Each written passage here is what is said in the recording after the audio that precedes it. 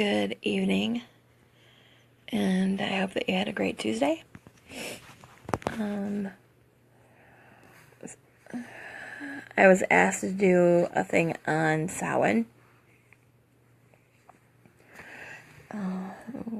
which started in Celtic Ireland about 2,000 years ago. Oh, sorry. I'm not feeling that swift this evening, so I hope I'm not getting my daughter's cold. Of course, we celebrate Samhain on October 31st. There's been, when the Christianity came into play for the All Saints' Day, of course, November 1st and November 2nd come into play. Oh my God, I am so sorry. Holy moly. Anyways, I'm going to get into this before I yawn like crazy. Anyhow. Like I was saying, in Celtic Ireland about 2,000 years ago, Samhain was the division of the year between the lighter half, summer, and the darker half, being winter. At Samhain, the division between the world and the other world was at its thinnest, allowing the spirits to pass through, which of course we all know and have come to associate it as the thinning of the veil, which is very synonymous throughout many cultures. The families of ancestors were honored. The family's ancestors were honored and invited home, whilst harmful spirits were warded off.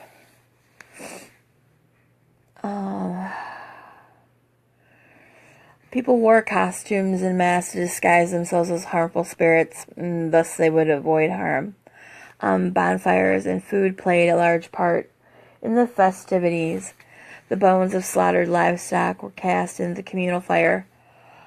Household fires,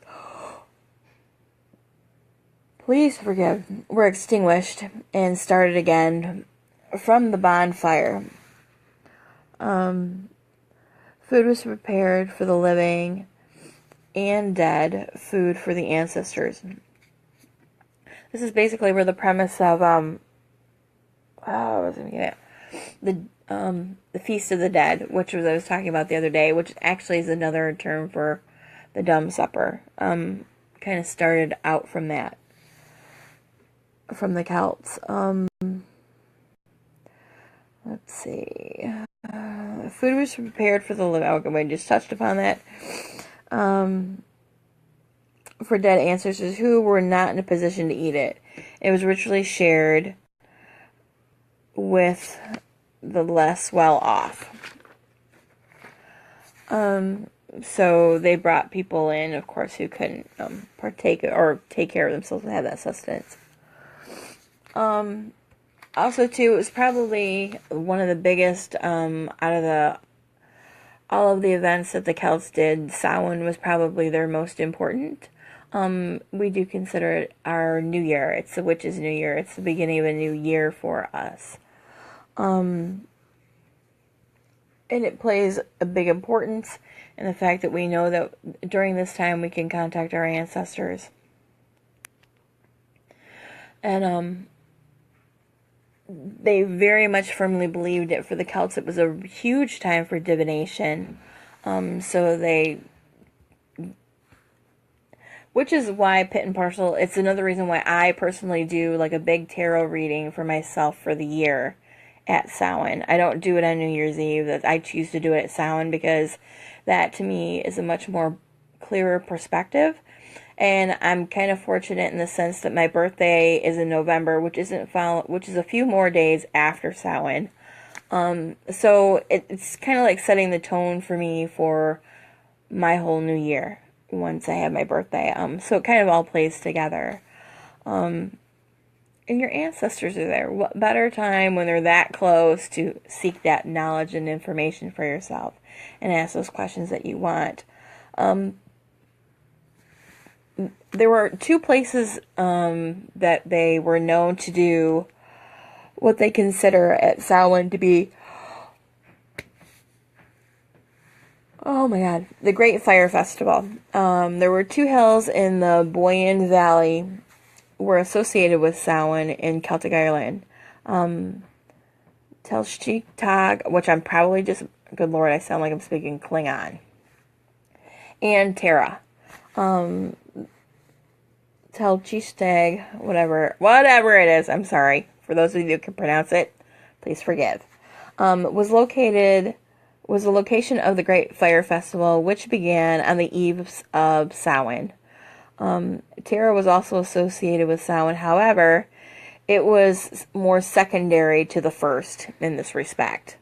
The entrance passage to the mound of hostages on the hill of Terra is aligned with the rising sun around Samhain.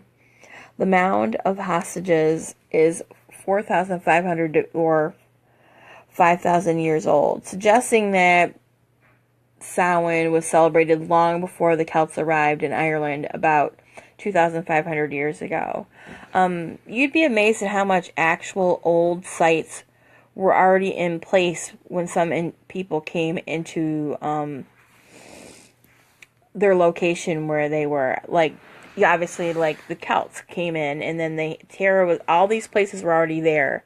The mounds were already in place. So therefore, they just took it upon themselves to do their own ritual or have this ritual then. The same thing in Mexico when they came to the city of Totoclan.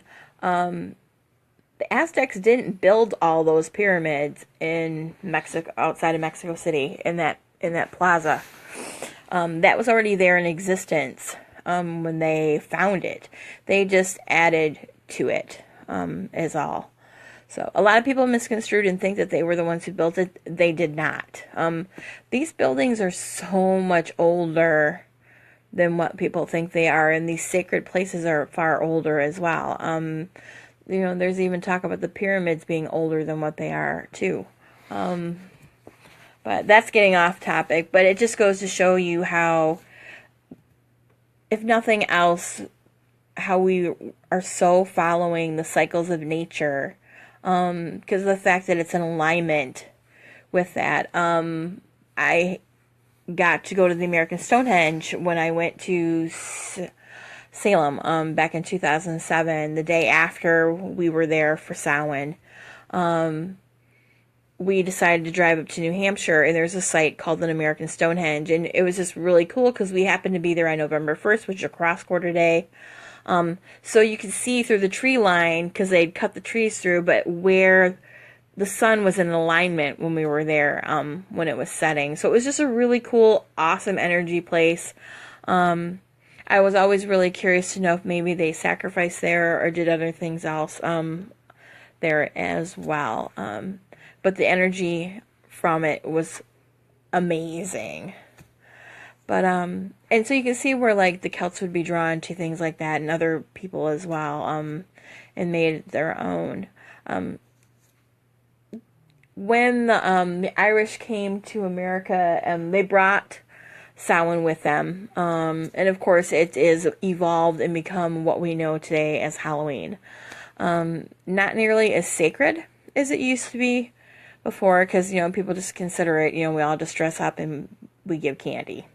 So, but for the rest of us who, look at Samhain for what it is, we realize that it's a much more sacred time, like it's meant to be, and, I hope that you have a wonderful Samhain this year and do something absolutely wonderful and amazing for yourself to celebrate it. I know for me, Samhain starts, I've already started doing a lot of my other work, obviously, with my altar and everything else, but, because the veil is so thin, and it's just, I feel so connected now to my ancestors. It's, I don't know, I get goosebumps thinking about it, just feeling them around, especially now, but, when we get to Samhain, it's like 3 days for me, because I also have, I celebrate Samhain, and then I just segue that into Dia de los Muertos, so I have another 2 days of that, and then of course there's still residual energy for a while after that as well, and then I have my birthday shortly after, so, lots of good things for me this time of the year that I absolutely love. So make your Samhain wonderful. You know, have yourself a dumb supper. Really take that time to soak in your ancestors this time of year. Sit in silence. Listen to the whispers. You know, meditate a little bit more. Just take that little bit extra while they're here. But I hope that you have a wonderful night.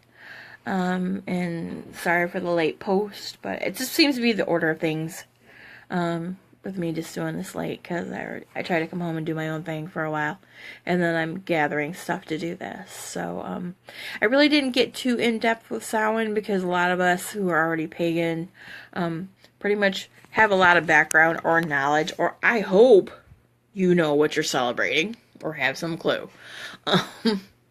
Because I'm quite... Never mind. I could expand on that, but I'm going to leave it right there. For those that like to ask questions, you have the great Googly Moogly to go refer to. And don't say there's misinformation. Yes, there is, but there's plenty of good information too.